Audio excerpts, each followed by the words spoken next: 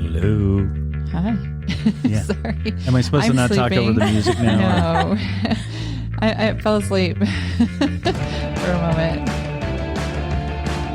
I'm pouring my wine. Okay. I'm better at drinking than pouring. Hi, Phil. How are you? Good. Happy Friday. Thank you.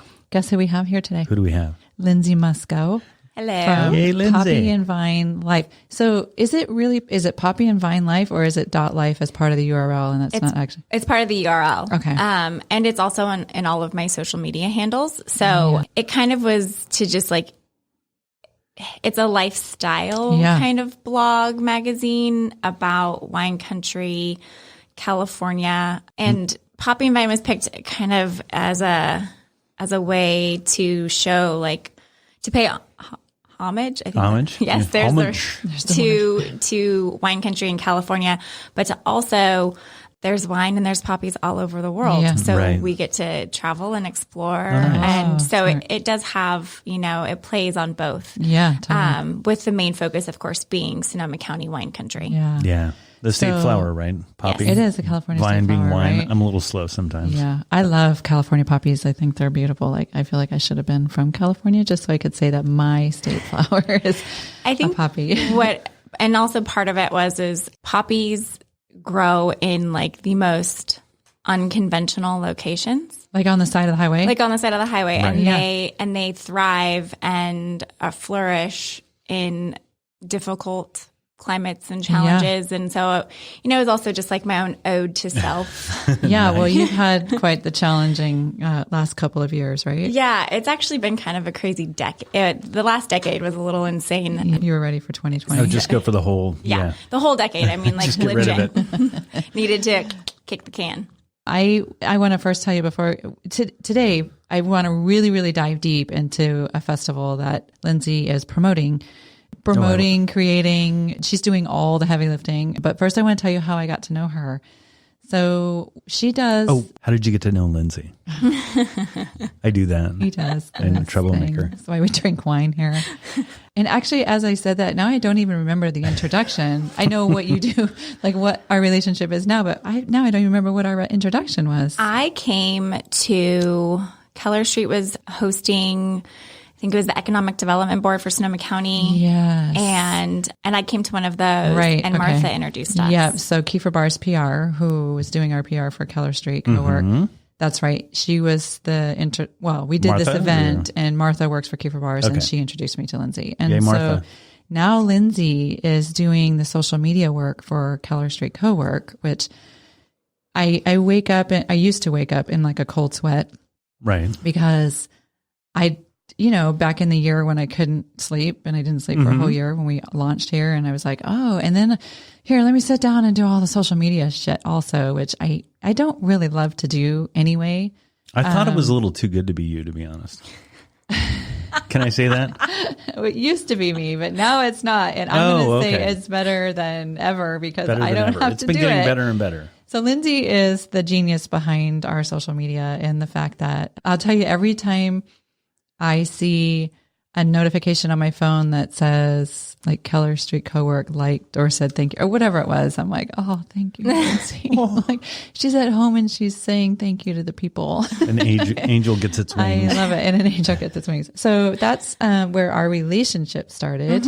And then fast forward now to your second annual Wine Country Distillery Festival. Yes. Tell me, it's next weekend. It is. And like, we're going to push this out hard because we want people to buy tickets. Yeah. Oh, yeah. So, right. We are getting ready to do our second annual Wine Country Distillery Festival. It's next Saturday, February 8th from 12 to 4 at the Flamingo Resort and Spa. 2777 4th Street, Santa Rosa, California. Yes, Why the hell do you know that off the top of your head? The Flamingo. Yeah. Yeah. Just look for the pink neon flamingo. Yes. I do love the sign for that place. Oh, I mean, I love the hotel for a variety of reasons, especially because it is such an iconic hotel within Sonoma County. I mean, it's been there forever.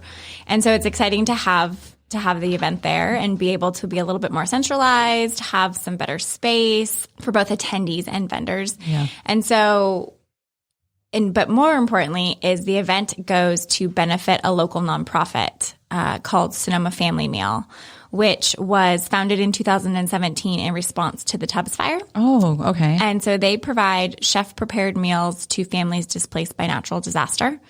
And most recently, their efforts were used again in 2019 for the Russian River flood and then for the Kincaid fire.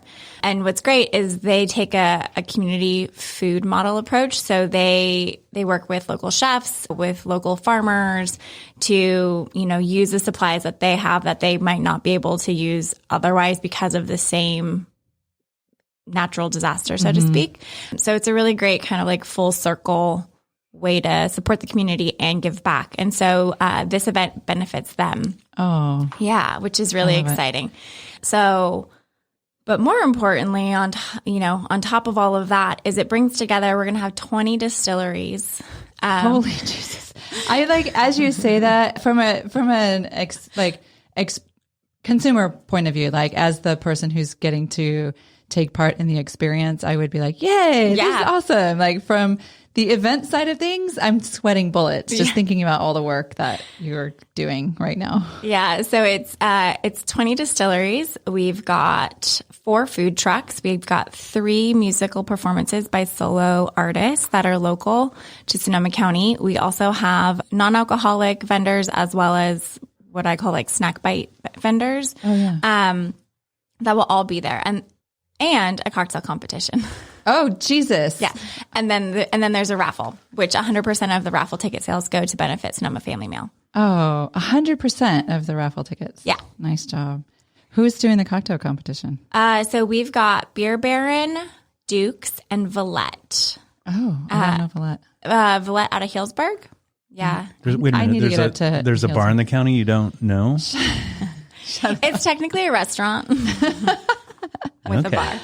Oh, that's great. Well, I'm just learning. Like I'm literally just dipping my feet into the spirits world. So I'm learning all the stuff. And so what's great is while the majority of the distilleries that will be there are from the Sonoma County area, it is the greater North Bay. So we have as far as Humboldt County and as far south as Treasure Island, East Bay area. Oh, nice. Yeah, it's really great. What a big deal. Yeah, it's a lot of fun. I'm really, really excited for it. And it's a unique festival because from what I've been able to research, there isn't one that's solely dedicated to distilled spirits in the North Bay. There are several that take place in San Francisco, but not up here. Not up here. And so and that's kind of how the festival was founded. As Poppy and Vine was new, in its first year, I was kind of like, what am I going to put my stamp on, so to speak? And I'm more of a distilled spirits cocktail drinker kind of than anything else. And I was like, wait a minute, there isn't a festival for that. Yeah. I mean, I guess I'll create one. Wine and Harvest Festival. Yeah. Right. Meh. Totally. Don't get me wrong. I like wine. I like beer. I like it all. Okay. But I'm more of your choices. I'm just going to probably pick a cocktail over. And specifically, I'm a whiskey bourbon drinker. Oh, what's your favorite cocktail? Oh, well, I'm a sucker for a good old fashioned. It's what my grandfather drank. And so it kind of became my cocktail of choice in honor of him when he passed. And then I just kind of got hooked on them. I think they're really tasty. Wow. We were talking about this a little bit last week when I was in New York. I discovered Manhattans when Barbara Lee opened around the corner. And there's some debate here. I need to have them on. But we're debating about whether they're actually – their Manhattan is just out of this world.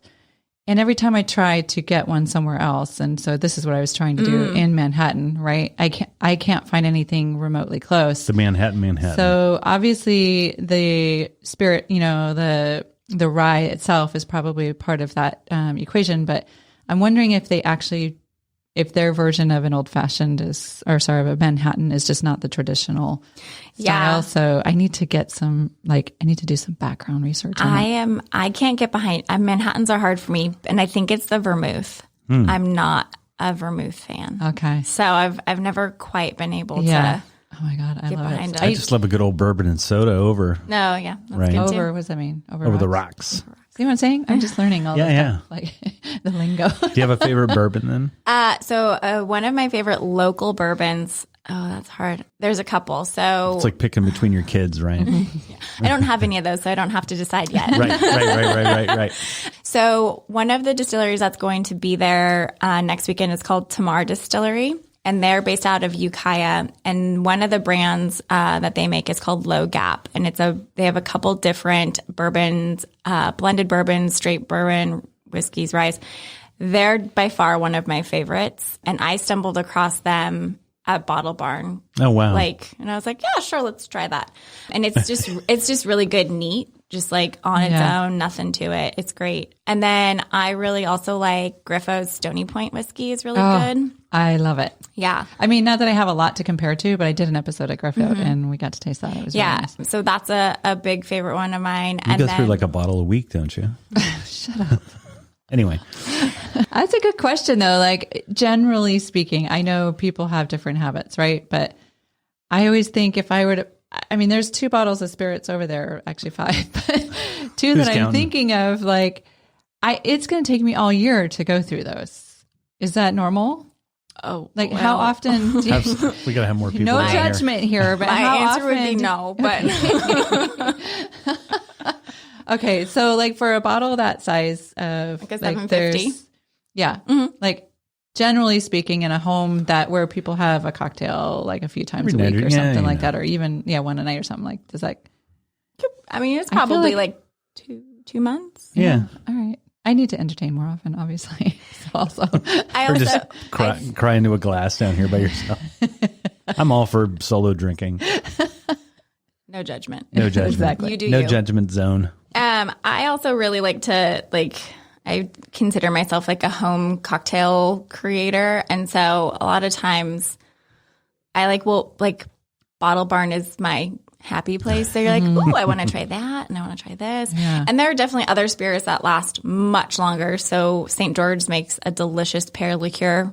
You don't need a lot of it. So that's just going to last. Like, we just finished a bottle that I bought 2 years ago, for example. Right. And I also think it depends on seasonality. So your profile, your palate changes on, kind of seasonally, like everything else. So like you're going to maybe drink whiskeys in the fall, winter, and you're going to move to gin for spring and, gin. Things like that. And so I just think it all kind of depends. And you're going to finish a bottle of Jameson on St. Patty's Day. I mean, it just happens. Yeah. Wow. Right, nice.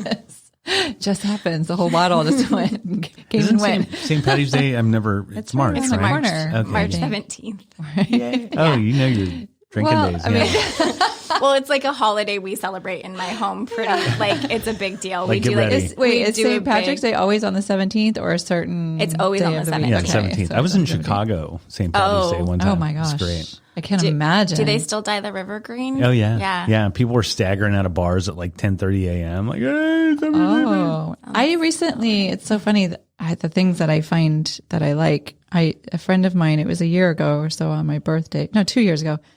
And we went into a local pub. Yeah. And the nation's birthday. And I'm not a pub person per se, but we go in there and get the Irish car bomb. Oh yeah. Which I'm not a huge beer drinker. I don't even know what kind of shot they put in there, but like it's usually an Irish car bomb really, is I think Guinness and Bailey's. I love it so much. Like I easy love it. And so now it's like a little tradition. Well, we've only done it 2 years in a row, but I'm like, Irish car bomb. You wake up to an Irish car bomb. So that's how you're going to get me into a pub. Like if there's ever, like we're doing a walkabout and we go into all the places, you want to get Danielle into the pub.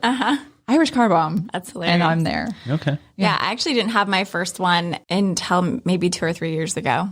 Yeah. So, and I enjoyed it, but I was also maybe not quite ready for it. I love it. It does make me feel really full though. Yeah. Beer like you're just like, we don't need lunch. We don't need a burger. We're just going to have a Guinness. Beer is a meal in a glass. Yeah. Completely. Comes all together. Do you have a favorite beer? Speaking of beer?